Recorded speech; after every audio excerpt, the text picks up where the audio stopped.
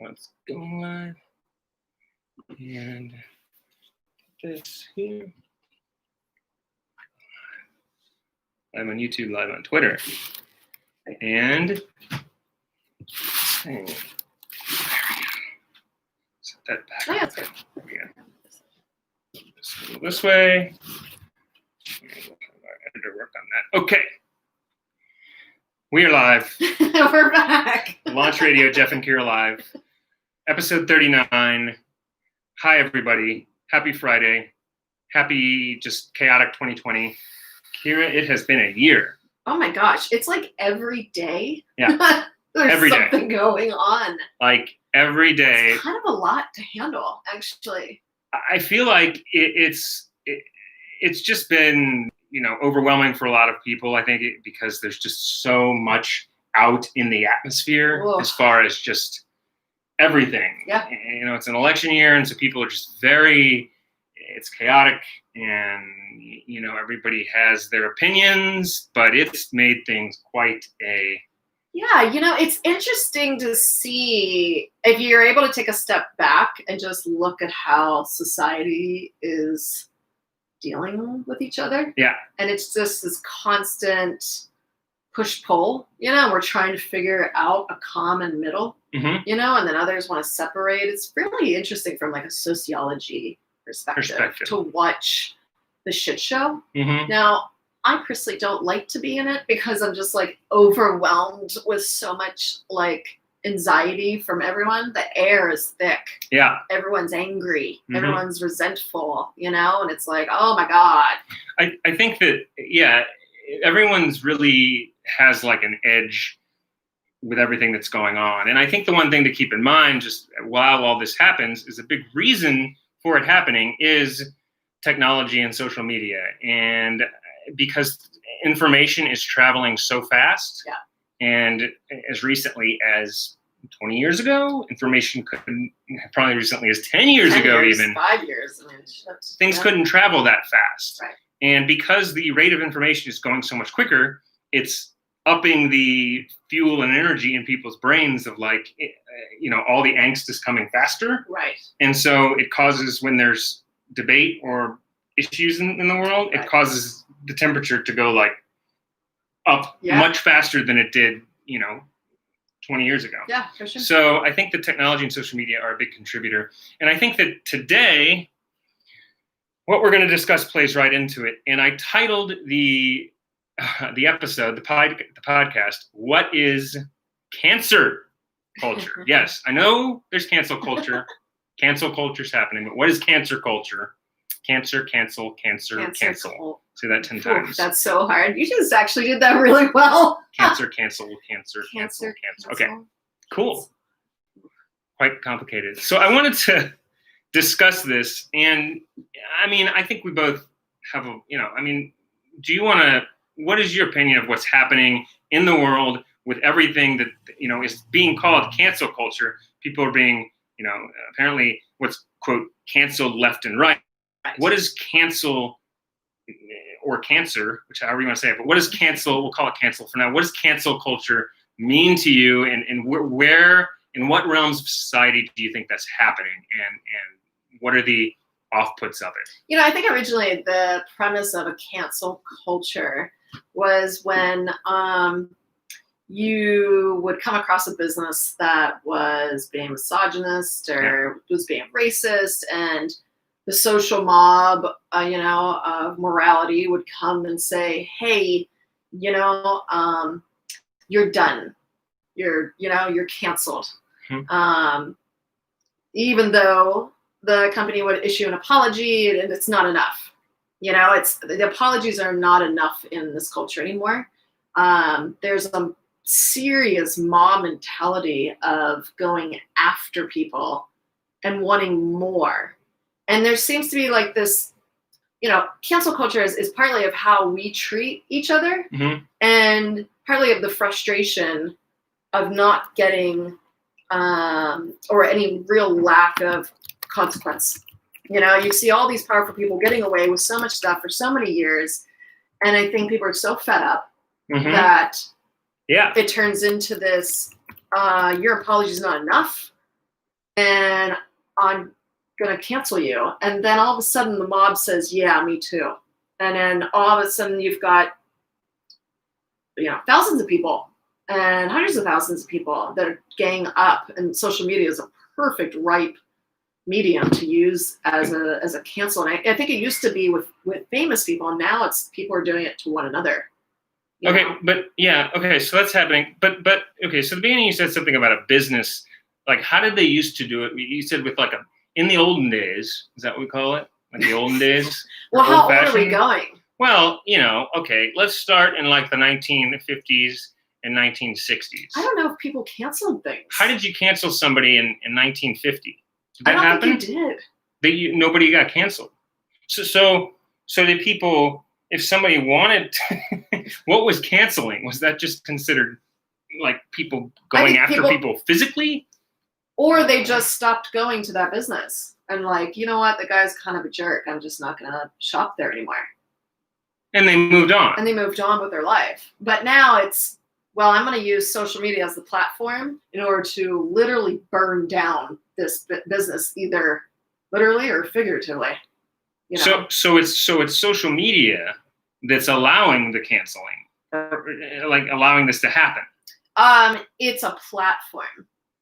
We are the ones who are in control of our actions and our choices. We're choosing to use this platform in order to grandstand and say, I'm hurt, and I'm going to make you hurt worse by that's what people are doing. Okay. That's what people are doing. Because there's even different frames of cancel. Because cancel to some people would mean like cancel the person, get them out of society, send them to jail, send them for whatever they did. Like that's one form. And then the other form of it is just cancel somebody, meaning like kick them off a platform. Like make them, like not send them to jail, but kick them off of Twitter or YouTube or whatever social media so that they can't have a voice. And that's, I think you hit right on the head. Sorry. Yeah. Just like hitting it. That's what we do.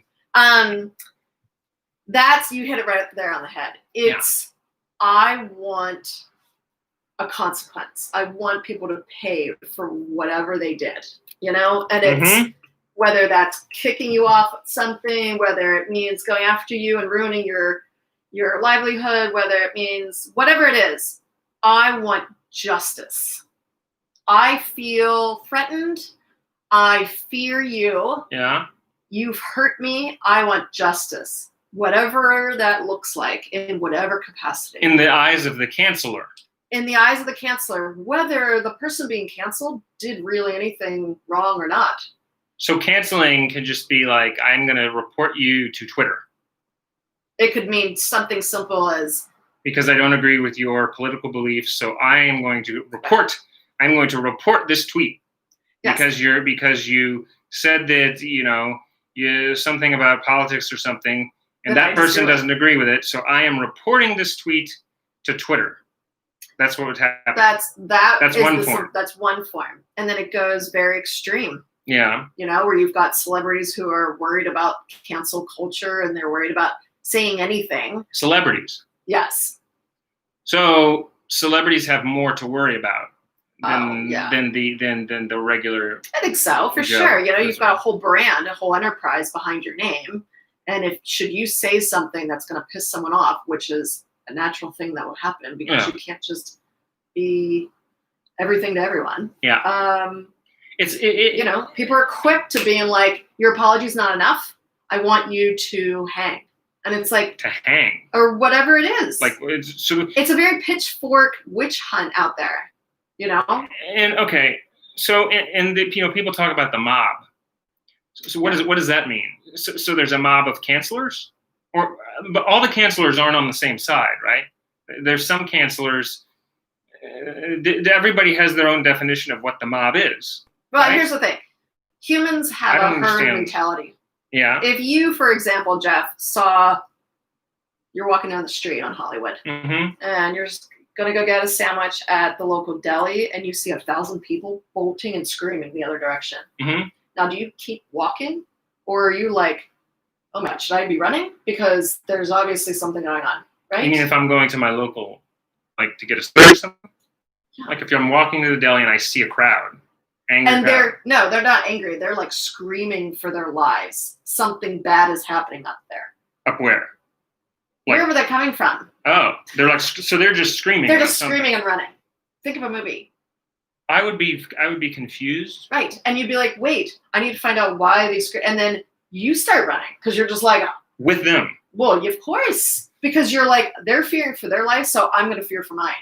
That's kind of how the mob mentality works, where it's like, yeah, you're right, that person is wrong. And then another person's like, yeah, I agree. And then, yeah, I agree. And this herd mentality happens. Why are we herd mentality like that? Because it's safe. But can't people think their own thoughts about things? Or do they just jump on the bandwagon? They jump. There are a very big majority that like to jump. That are like, yeah, that's right. And I have a purpose and I have a voice, even though it may not be mine. That doesn't make any sense. No, of course not. But humans by nature are stick together. We're social beings. That's how we survive, Yeah. And we do the things that we see other people are doing. And we're like, oh, yeah, okay. We do. And Johan says, cancel culture is toxic. People should worry about what they're doing for themselves and stop worrying about what somebody else is doing. Yeah, 100%. And he says it's the main reason he doesn't like social media. So that's social a good point. Social media is really from turned Johan. into like a breeding ground of hell. I mean, I'm getting exhausted by Facebook. I've noticed that, you can see, who was the latest? Was it Pepsi? No, it was Verizon. They're the latest advertiser to pull all their advertising from Facebook. Okay. So now why are they doing that? Because they don't like how Facebook is allowing the political ads, and they're not taking a stance, whereas Twitter takes a stance. So then it's like, Facebook's turning into this like dark alley where people just rage. Wait, so people can say whatever they want on Facebook? Pretty much. Politically or whatever, while Twitter is now doing some policing of things. For them to police the president of the United States. Yeah. They've been policing. Okay. So this brings up the question of which we've touched on before, which is how much should be allowed as far as people having different opinions on things. Now, it seems the platforms are mixed up as far as just political belief, because I hear people liking and disliking different platforms. Facebook made an announcement today they're going to start policing, I think, didn't they? Well, they have to, or everyone's going to abandon abandon it. Yeah. It's turning into a dark web. Facebook. I think it's gross what's going on there. Do you believe that the free speech is free speech, and that everybody should be able to say what they want on social media, and not get canceled or punished or whatever for it? Or do you believe that there should be some type of policing going on?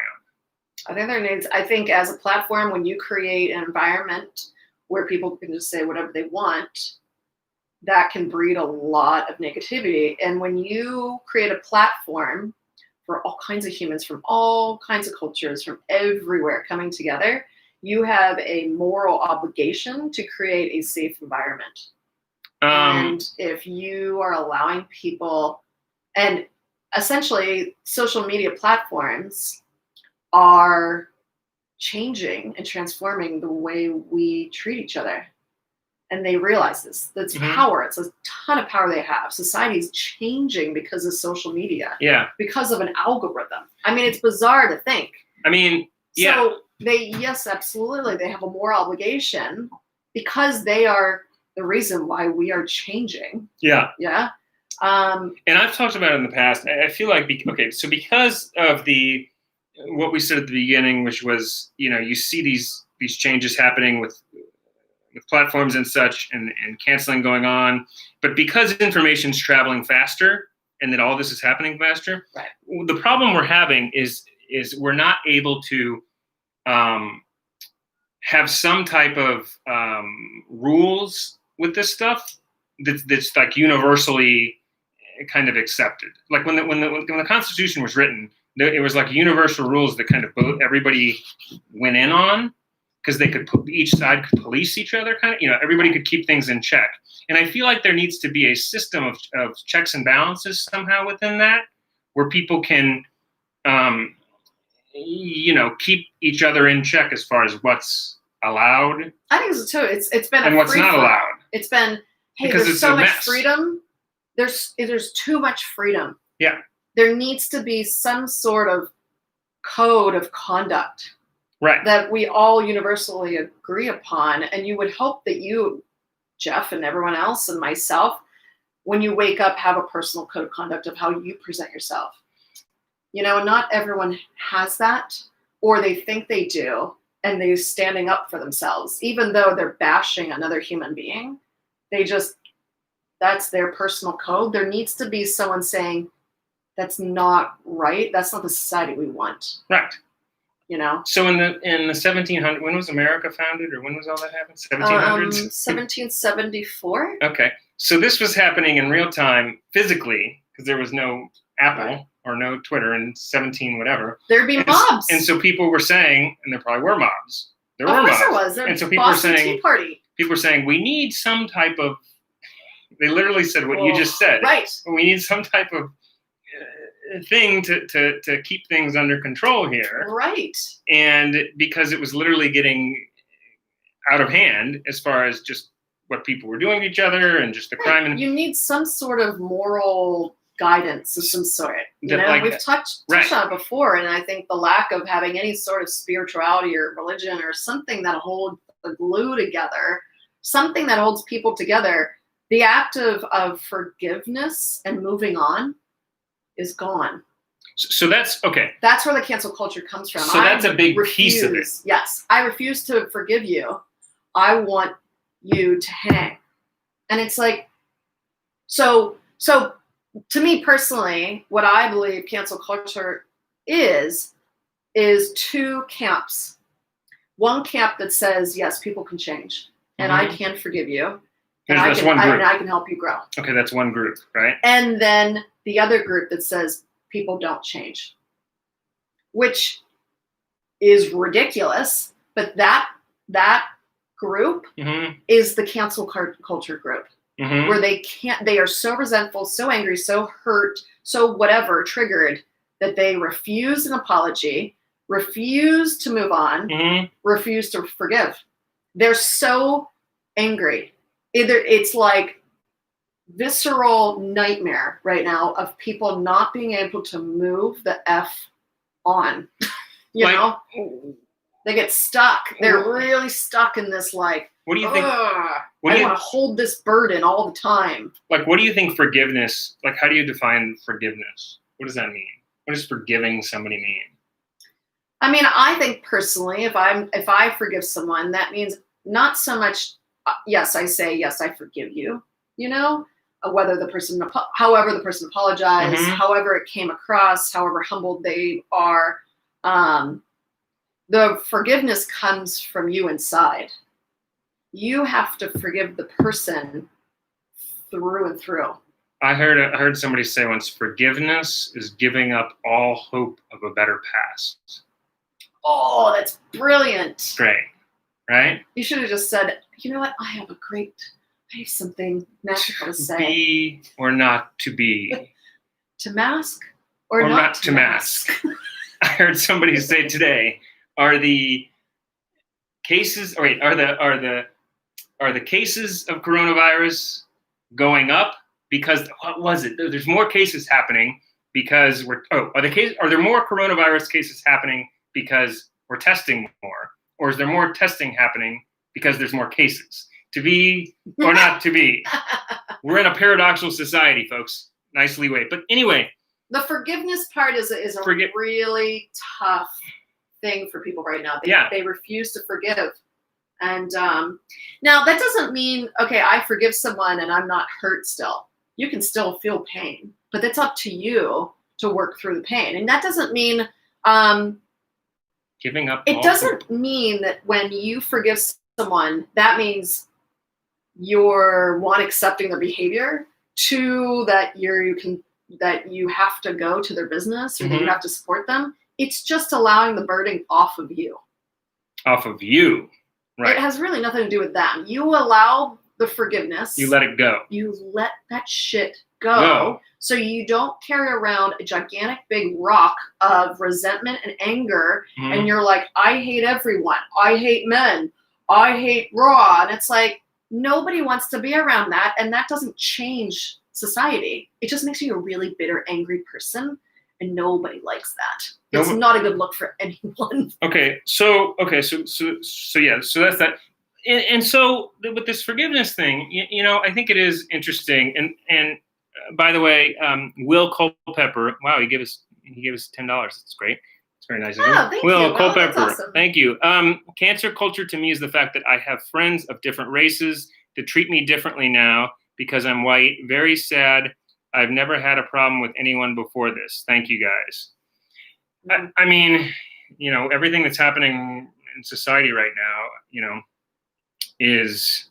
I think it's silencing people to where they don't, if they say one word that's out of context, you're now a racist, you're canceled, you're a Karen, pick a word, and it's duct tape. It's virtual duct tape that we're putting on people and saying, nope, you said it wrong. And even if you're like, I'm sorry, I probably said that wrong. I didn't mean it that way. Nope, canceled. And you're written off. Yeah. And it's like, who made you the authority of the morale test that everyone must take? And when you don't get an A on morality, you seem to just, you get to go into the camp of all the people that need to go to jail. And, it's ridiculous. And so I think a piece of this, part of this, obviously the forgiveness element is a big part of it, which we're discussing now. But I wanted to touch on, there eventually needs to be some type of, I don't know if it's standard society sets. I don't know, because if the person's done something really wrong, then I'm empathetic to the person being upset with that person. If they've really done something really wrong, of course, right? But when do you, as an individual, say, okay, I'm going to let this go? And not for you, but for me? Yeah. Because I can't carry this anymore. Right. Because if you carry it, you're now allowing your emotions to go completely out of control. And you then form these gangs, right? And it becomes a girl gang, and I hate this culture, or what? Sorry, those are my dogs, by the way. It's all like cancel this, cancel that. I will never forgive, never forget, all of that kind of stuff. Where it's like, why would you want to carry that? Yeah. It's so heavy. I think that So it depends, and I think that there is an element of that. I think it obviously depends on what we're discussing, what exactly it is and what is the scale of it and everything. But one thing is one of the big elements of cancer culture is when somebody says something that is offensive, or they say something by accident, or it's in the media, because we all make mistakes. When somebody says something and then people rip into that person about that, okay? That's one layer of cancer culture, because literally that's not like a grudge of some type or anything. That's something that's just happened, like in the moment. Right. So somebody will say one thing, like one sentence or something, like accidentally, or they'll be taken out of context or whatever. Or you're a human being. And you make mistakes. And you make mistakes. With shocking. your words and such. Yeah. And so when that happens, oftentimes, especially celebrities, society will go after that person. Oh, 100%. And they'll try to cancel that person or whatever. 100%. And so, so when that happens, one thing Scott Adams has discussed, which I don't know if we've ever touched on this before, is the 48-hour rule, which is if somebody says something accidentally, it's a mistake, they didn't mean to say, that person has 48 hours to come back and say, I screwed up. I didn't mean to say that. I'm very sorry. And I just screwed up. And if they come back and give an apology, that person should be forgiven. That's really interesting because, I'm personally dealing with like this cancel culture thing, not of me, but of a place that I attend. Mm-hmm. And they're going through a hellish time with this cancel culture. And they're super angry that they're not getting the mob that's going after this club is asking for an apology, even though that's not enough. But they're saying it's been too long now. It's only been 24 hours. Mm-hmm. And it's almost like if you don't do it right away, then it's you're already canceled. You should have 48 hours to be able to do that. I think it's a good role. And even if on the other end you see the apology, the person apologizes, and you don't think the apology is genuine, you're like, I don't think so. I don't think so. Right. You still forgive that person because they made the act. Correct. Of apologizing. Why would you want to hold the grudge? Well, Grudges are so heavy. Well, we don't want to live in a society where you think you know more about what that person's inner thoughts are. Oh, Geoff, welcome to America. Like, we don't want... Everybody thinks they know what's going on in everyone's head. We have a lot of work to do. We have a lot of work to do. In that realm. Because a society where you know more about what they're thinking than they do... Right. Isn't a healthy... No, it's insane. It's society. Insane. Or putting words in people's mouths and you're like, I never said that. Right. Well, that's what you meant. It's like, how do you know that's what was coming? That's not even the word I used. I didn't call you that. You're putting words in people's mouths that they didn't even say, and then you're canceling them based upon the verbiage that you made up in your own head. So, and it is bonkers. It's bonkers. Right. So there's nothing healthy about that. And the 48-hour rule kind of, and Scott's talked about this a lot. Like, it's a really important element. And I think that getting into that frame of people being able to do that helps. It's a path to not doing so much of reading other people's minds and knowing what they're thinking and saying this and that. Now, some people will view that as, dictating. You don't have a right to tell me what to think and everything. And that's the problem. I mean, people are already bitching that you don't have a right to tell me to wear a mask. Mm-hmm. Well, let me tell you. People are going to be like, don't you dare tell me that I have to forgive. And it's like, don't forgive. You don't have to do anything you don't want to do. But creating this mob mentality of going after someone and even after they've apologized. Like, how do you feel about the Jimmy Kimmel, Blackface, and Jimmy Fallon? Some people are like, nope, you should be canceled. Done. Why? Did he apologized? They both apologized. They feel Jimmy Kimmel took too long, and he was basically waiting too long to do it. I think that if he apologized and it was within 48 hours... So you would forgive him? Yes. Because there's the cancel culture inherently says, no, that's not enough. What do they want? What do they want him to do? They want those types of people to, quote, disappear, is what I've been told. Disappear, I don't know where. That could mean dead. That could mean on a different island. I don't know, but I've heard this term of like, we just want people like that to disappear. Okay, but what back when he did it back then, what did they think when he initially did all that? It was a comedy sketch. So what were they thinking back then? That it was a hilarious comedy sketch and no one called him out on it. Why? Why didn't they then and now? Why now and not then? Because I asked this on Twitter the other day. I know, because society changes and then we have to backpedal all the things that we did. So, for example, Netflix or Amazon pulled Gone with the Wind because it's racist. And it's like, okay, but then how do you just start rewriting everything?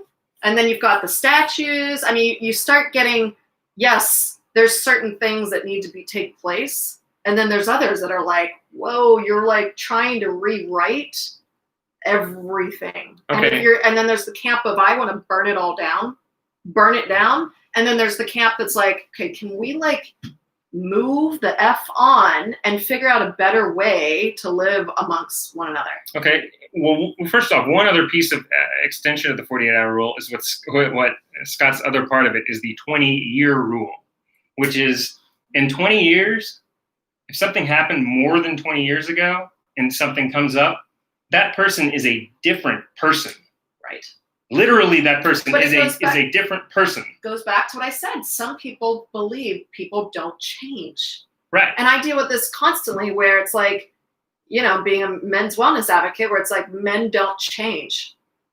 And I'm like, what, are they just a rock? Wait, why do somebody thinks that all men don't change? Apparently. Well, that's people not. Change and grow and transform and do better.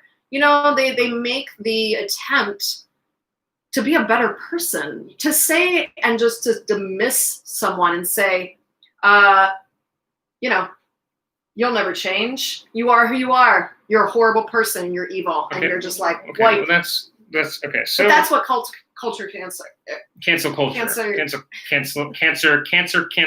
is. So it sounds like that is a big part of it. Is this forgiveness element? Act of forgiveness. Have you had to forgive someone before, or a business where you were like, I'm not very good at holding grudges, because I actually I've never even seen you mad. Well, no, when I've gotten mad, I'm not good at holding grudges because then I forget what I was mad about. Geoff. I can't remember it. No, I really do.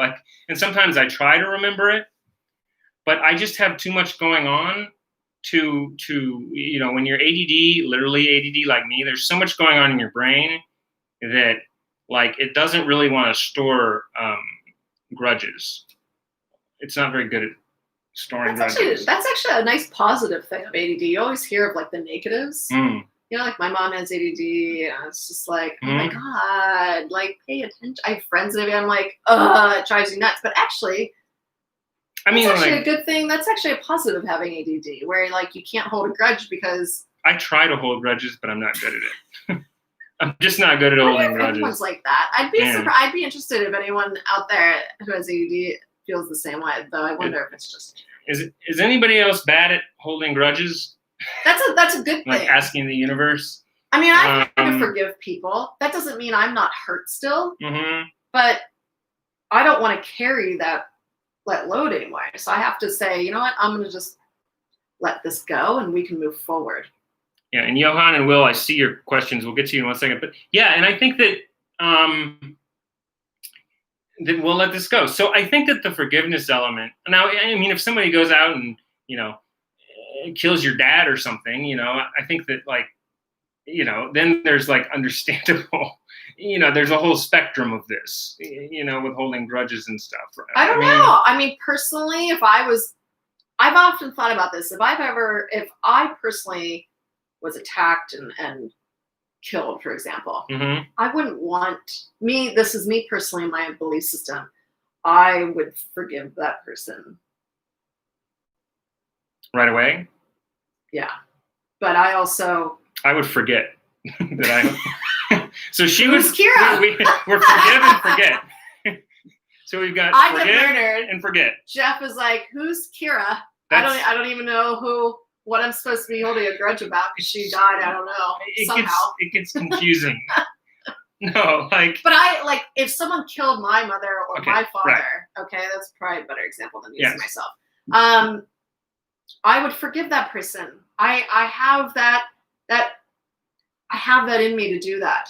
And whether they admit to the murder or not, but it's a personal choice I make so that I can live with myself, so that I can continue forth and not carry this past load of anger and resentment and hoif it over my shoulder and carry it around with a crutch. And I'm like, I'm angry because someone murdered my mom. And it's like, okay, at some point, does that mean the next day? Does it mean 20 years? At what point do you forgive people?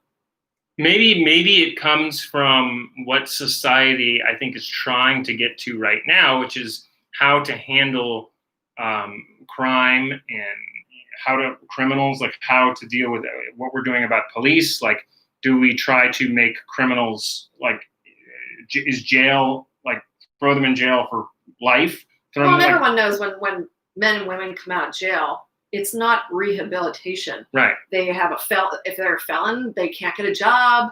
They don't know how to, there's no resources for anyone that comes out of jail. So it's here, you went in, rehabilitated, and then dump you out on the street. And then we're all we're shocked when they get into trouble again. It's because they're not changing. Nobody's changing. You're being told you're a bad person and you can't change. By sending someone who robs a convenience store to jail. And then you get mad when he comes out and it hasn't changed, and it's the exact same cancel culture. Yeah, what the heck is that about? But that's the same thing, where it's instead of having a dialogue between two adult human beings or a business and human beings and saying, look, I effed up. You're right. I'm listening. Let's talk. And then you do that conversation, and then you move the F on. You don't do that conversation and then say, your apology's not enough. And it's like, then fine. You don't partake with that person. Don't go to whatever business, but don't just write the person off and say they don't matter. Everyone matters. Everyone has a chance to grow. We all have a chance to grow. Even if the person kills your, 100%. Even that person, that person, they're human beings. That's what Christianity says. That's Correct. What religions say, right? They're not born. That's what killers. Religions. I personally believe, and I'm not I don't go to church or anything, but it's my own personal belief that yes, people can change. I am optimistic about human beings. I have optimism for what we can do for one another and for ourselves. And I fear very strongly, I've had a lot of anxiety recently because I fear people are losing hope in humanity. And I think it's absolutely detrimental to our society. And cancel culture is that detriment, that destructive, no one can change type of attitude. So it comes from the smaller things, though. It comes rooted in the little, when somebody says something that you don't like politically or whatever, trying to cancel them just because the celebrity says that. It's more about forgiveness. It sounds like it's starting with little things like that and growing out from there. Well, as far and as then the you've got healing the process. Yeah, of course. But it's the digital realm. It's digital social realm. Media and stuff that's going, because we don't have a societal, pact of how to manage online. It's just the wild west. There's no societal pact of how to treat one another. That's a wild west. Well, there was. That's what the laws and the Constitution and stuff. Who the hell knows what they? Yeah, but that's why that was set up. Where are the laws of code of conduct of how we treat one another? That we don't. Yeah, we don't have that. We are allowed to just mouth off and vomit out the most worst, vile shit to perfect strangers, and it's allowed. So social media is shining a light on that. What scares me though is that people will be like, "Oh God, the world's terrible. Mm-hmm. Humanity is in the shithole. There's no chance for humanity." It's like, no. Don't dismiss humans. We are an amazing species. We have the opportunity to adapt and grow and evolve. This is an opportunity, if you take it from a positive light, to look at what's going on and change society, change the way you treat one another. Mm-hmm. Don't worry about how anyone else, like what was saying, don't worry about what anyone else is treating. How do you show up? How do you treat that person, anyone that day? So I think that this is what you're saying. This is a huge element of it. And I think that that's something we really have to look at. What do you think about, the other element of it that I think needs to discuss as we wind down, and then we'll get to their questions, is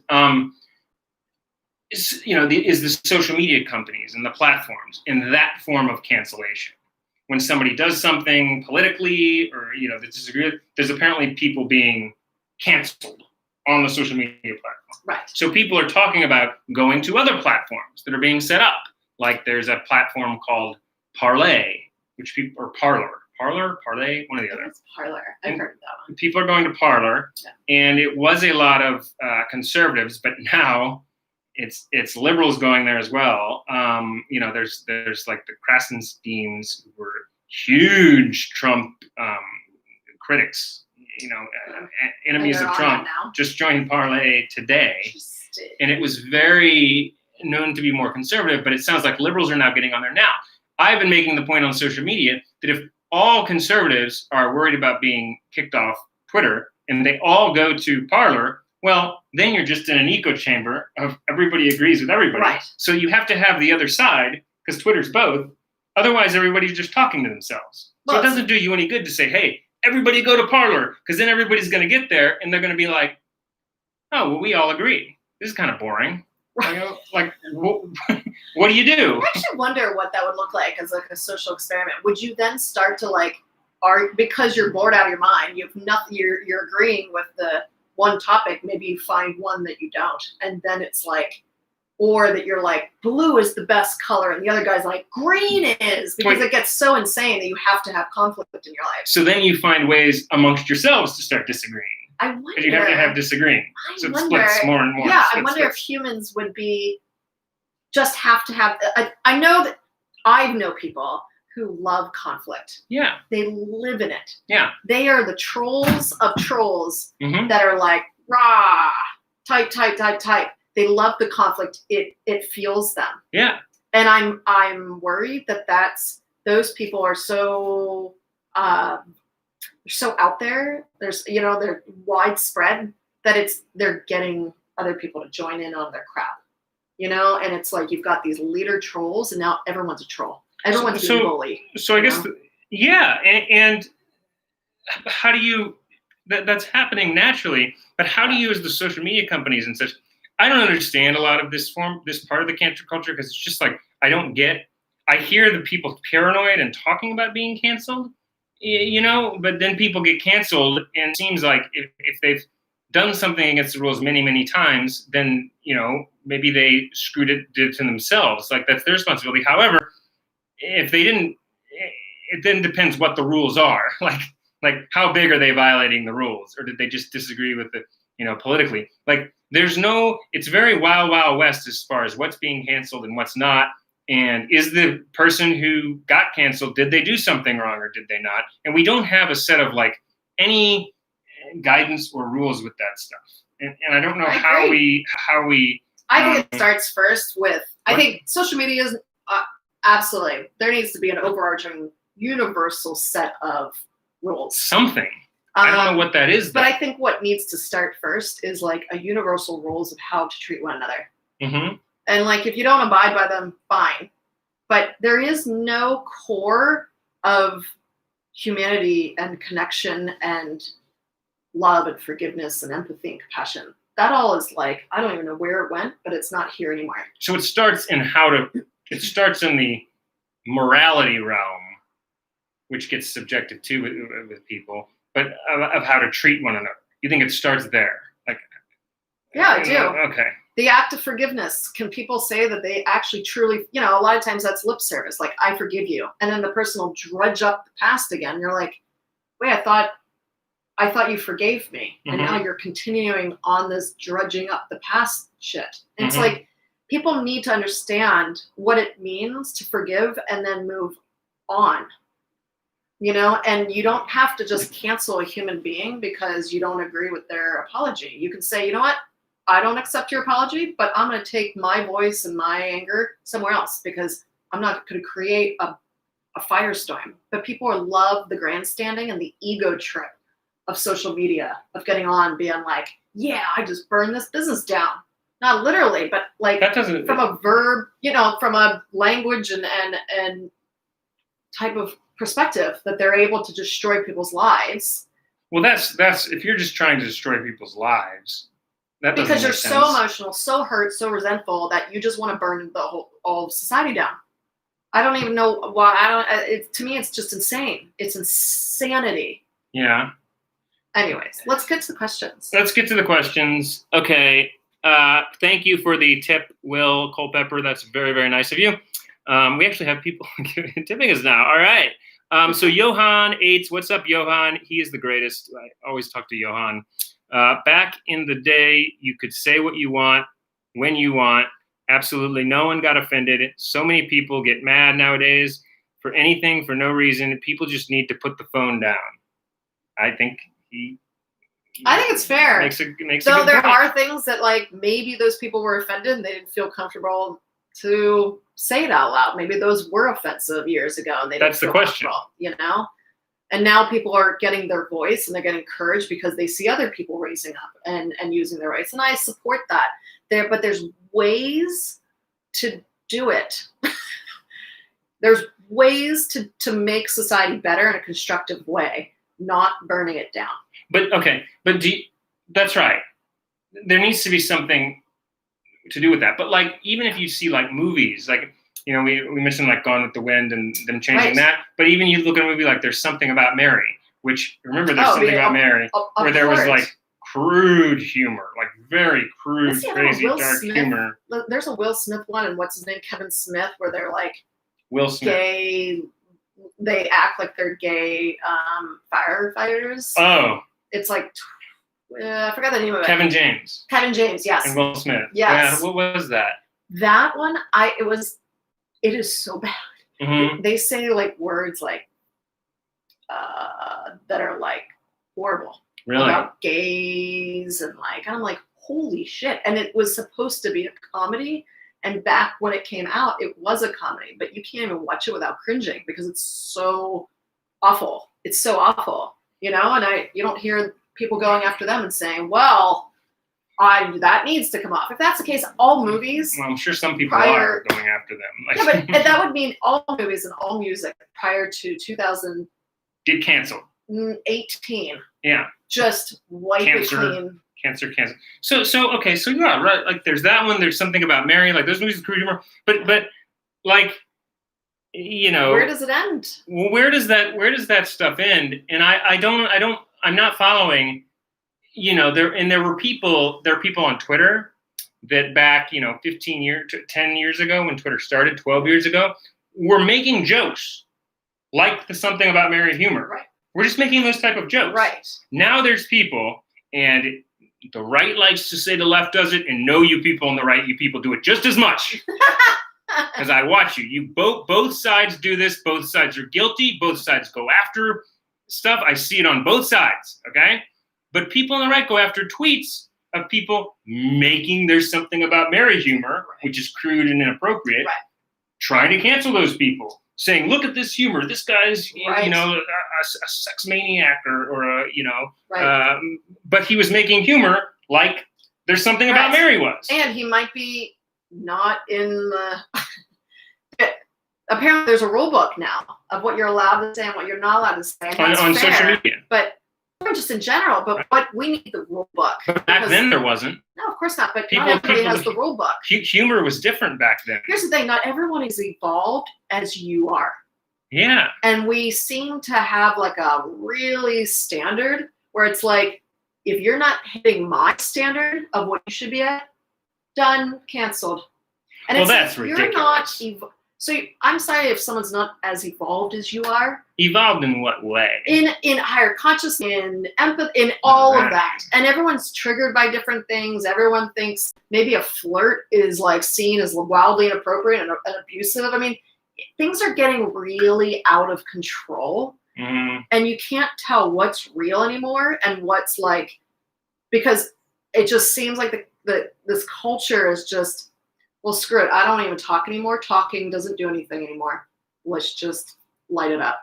So I think forgiveness, which we talked about a second, is the element, and I think the timeline element, the concept of the time filter.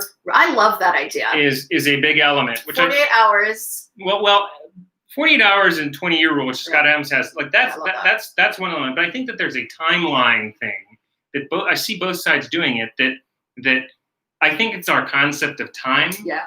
That's screwing us up. Yeah. Because time, they've now learned, if you study quantum physics, I'm kind of a nerd like that. But, if you look at quantum physics, like, it's in his free time, he reads quantum physics. I read quantum physics in my free time. And like time, we have this concept that time is linear, that like there's like the past and the future. We've learned that it's not what we thought. Right. It's not quite what we thought. And then it's like, if you think of it in terms of like frames of a movie, that like time going by, that everything that's happening is happening now. Right.